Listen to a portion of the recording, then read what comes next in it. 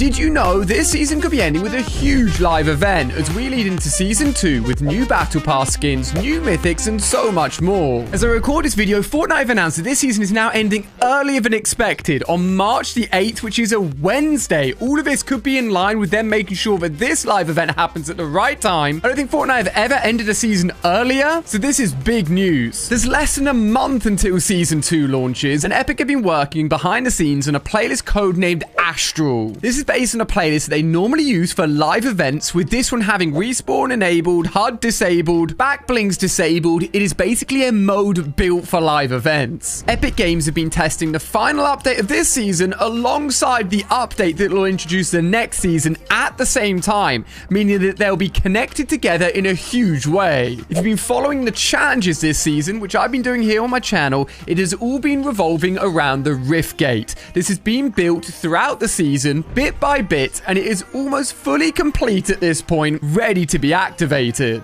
We've been following instructions from the Rift Warden to build this Rift Gate, all because the Aegis wants to travel and conquer different realities. Through the quests that we've done so far, we built a mini Rift Gate, and when we sent items into it, they came back really dark and really creepy. So whatever is on the other side of this Rift Gate, I don't think is going to be great for Fortnite, and the fact that this thing is almost complete could be leading up to a huge live event. As this Rift Gate opens, it could bring a ton of evil into the world of Fortnite. One of the biggest mysteries of these challenges as they've developed is the shapeless man that keeps on being mentioned by the Rift Warden. It could be one of the most darkest and evil characters that we've ever seen, which is why you can see now that the building of this Rift Gate, the leading up to the end of this season, could lead to a huge live event, or at least a huge event that we play through at the beginning of the next season to better explain what's going on and what the fate of the island will become once this Rift Gate's complete. With the start of every season, the island changes, and we actually know a few of the new POIs that will be available thanks to some files that Epic Games have added in early. We're going to be seeing some big changes to the throne room. If you don't know where this is the giant throne room in the Citadel,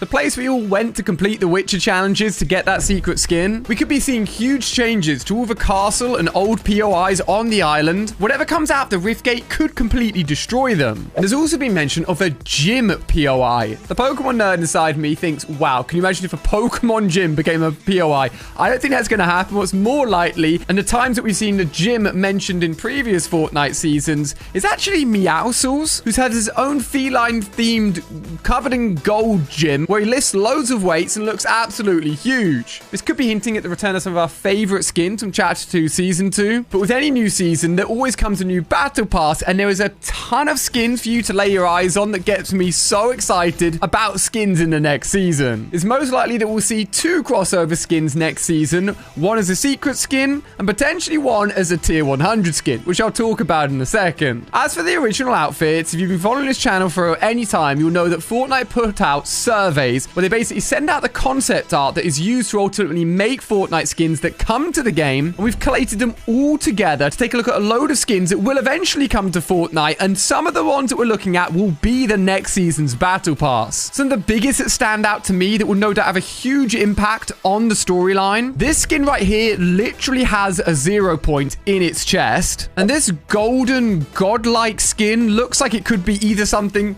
really good that will help save Fortnite or really bad and try and destroy it. It's incredible to think that these will be coming to the game. And don't forget that when you're on the item shop, spend a second clicking in the bottom right, popping code ALIA in. It is the best way to support this channel and me, so thank you so much. The skins that we're looking at here could even include skins that will be in battle passes in a year's time. We are truly looking into the future of skins, and it gets me so excited. One skin's been hyped up for ages is of course the Miles Morales skin. We've had Gwen, we've had Spider-Man, and this ties nicely into the potential return of a fan favorite mythic. It's of course the Web Slinger. The new Spider-Man Across the Spider-Verse film is set to come out June this year. It would make perfect sense for another collaboration with Fortnite as not only an incredible skin but an incredible mythic to bring back. It would of course be rebranded and recolored to match the Miles skin. It is backed up by the fact that Epic Games have been constantly tinkering and updated this mythic behind the scenes, ready for it to bring back into action. Recently, the animations and sound effects were brought back into the in-game files, which is only ever done if they're about to be used. And finally, in the most recent update, the web accolade was discovered in the files, which is usually the last thing that they add in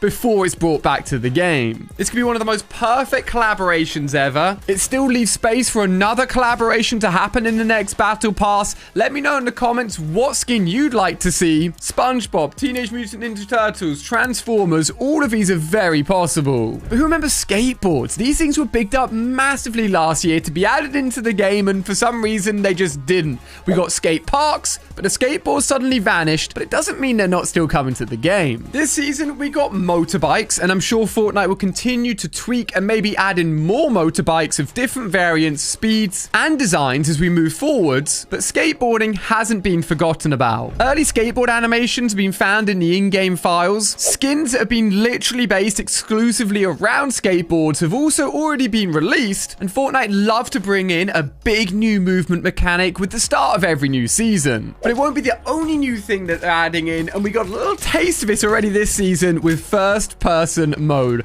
I've talked about this so much, and with first-person mode, we'll also see the introduction of a brand new cosmetic type, something we've not seen in years in Fortnite, which I'll talk about more in a second. We had a recent glitch that allowed us to turn first-person mode on in Save the World, and then activate it in Battle Royale. It was a little bit clunky, but I gotta tell you, as someone that played a load of Call of Duty back in the day, it felt so good in Fortnite. Fortnite have added a codenamed game mode called Rebirth, available for all the modes, solos, duos, trios, and squads, which doesn't normally happen for just any old mode, meaning that they're gearing up for something big. And Fortnite have been constantly tinkering with what weapons would look like in first-person mode, which is why it was a little bit buggy when the glitch was found out a few weeks ago. But once this is tweaked and refined, everything will look so good, and Fortnite will look so different. Let's not forget that this time last year, one of the biggest updates that they added was no builds mode, completely changing what Fortnite was and bringing back a ton of players into the game. Adding a first-person mode is another thing that would bring back a ton of players, keep Fortnite interesting, and just allow players to play in another way, which may get you thinking, wait a second, I won't be able to see my skin when I'm playing. And that's the whole thing about Fortnite, is expressing yourself through cosmetics and of course your skin, which leads us into the introduction of a brand new cosmetic type, weapon charms. Leakers have already said that Epic are working on a brand new cosmetic type, and if you've played a game like Call of Duty, you'll know those little charms that sits on the side of your gun that feels more personalized, as the thing that you're always seeing is your weapon. This is actually a feature that Fortnite have been working on for 4 years now, and only really is useful once first-person mode is added. They were actually going to be introduced back at the beginning of Chapter 2, but as I said, you can't really see charms on your weapons when you're playing in third-person mode, but this would be the perfect time to drop it, customize not only your skin, but your weapon as well, making it feel as personalized as possible. Back when these were going to be released in Chapter 2, they had a description, dynamic accessories that show off your personal achievements. It would be incredible if the number of victory crowns or victory royales or